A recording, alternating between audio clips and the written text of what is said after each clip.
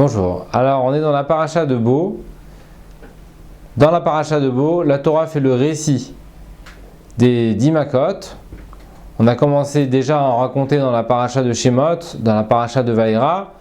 Et donc il y a encore 3 sur 10 Makot qui vont être racontés dans la paracha de Bo. On va s'attacher à une Maka en particulier, donc une plaie. Une Maka, c'est une plaie. On va se rattacher donc à une en particulier, c'est la Maka de l'obscurité, c'est la 9e Maka. La 9e Maka, la Torah raconte comment les Bnei Israël, alors qu'ils étaient parmi les Égyptiens, alors s'est abattu sur les Égyptiens donc une obscurité telle que personne ne pouvait voir son prochain pendant 3 jours, alors que chez les Bnei Israël, il y avait de la lumière. Et j'aimerais mettre ça en relation avec une Maka qui a été racontée la semaine dernière dans la paracha de Vaïra. C'est la Maka de Tzfardéa, les grenouilles. Donc les grenouilles, la Torah raconte comment s'est abattu donc une quantité phénoménale de grenouilles dans les maisons.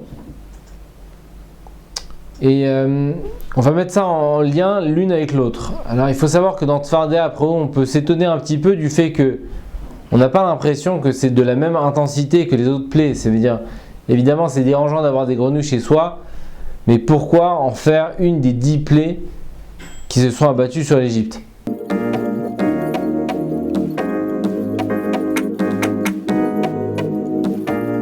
Alors quand on observe la manière dont la Torah raconte le problème des grenouilles, la Torah dit Vesharat sayor tfarderim ve'alu uvaou bevetecha uvechadar mishkavcha ve'al mitatecha uvetanudrecha uvisharotecha. Les grenouilles vont se propager dans ta chambre à coucher, dans ta maison, dans ta chambre à coucher, sur ton lit, dans ton four, dans ton pain. La Torah a l'air de raconter comme quoi, a priori, ce qui est touché par cet envahissement de grenouilles, c'est l'intimité. Il est intéressant d'ailleurs de voir que Chazal comprenne que ce qui était le plus insupportable dans la Maka des grenouilles, c'est pas les grenouilles elles-mêmes, mais c'est le coassement des grenouilles. Le bruit incessant pendant toute la journée que les grenouilles peuvent faire, qui ont rendu la vie amère aux Égyptiens,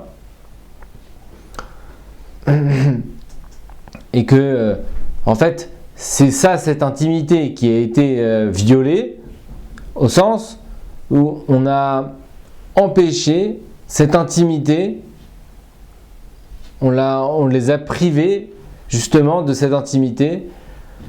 Et comme si on voit dans la Torah comme quoi un homme à qui on retranche sa possibilité d'avoir ses arba amot, ça veut dire d'avoir son petit domaine dans lequel il est seul, le besoin d'être seul, alors ça devient quelque chose qui est tout à fait insupportable.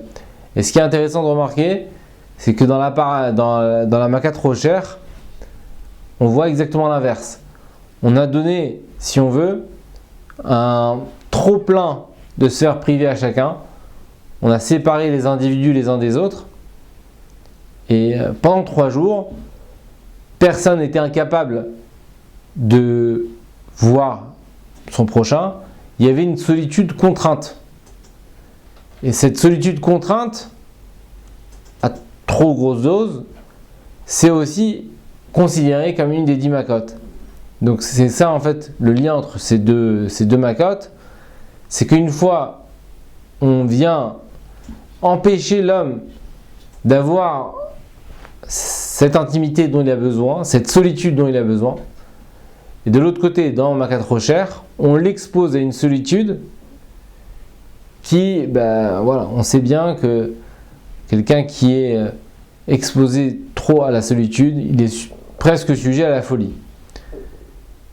Donc, il y a ici un équilibre intéressant il est important de prendre conscience voilà, de ces deux zones de l'être humain, si on veut, dans le même temps considérer qu'il est nécessaire pour un homme d'avoir son intimité et sa vie privée, et de l'autre côté, de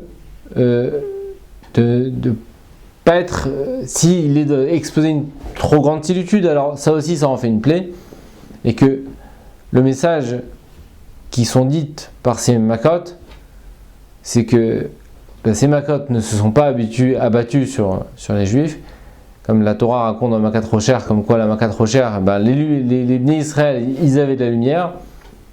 Sous-entendu, le message qui est véhiculé derrière, c'est que Akadosh Baruch Hu dit au Klal Israël, vous n'êtes pas seul, même quand vous pensez que vous êtes seul, vous n'êtes pas seul, et vous avez tout ce que vous avez besoin en vous, toutes les ressources nécessaires en vous pour vous débrouiller, pour avancer, pour être accompagné. Voilà, je vous remercie pour cette paracha.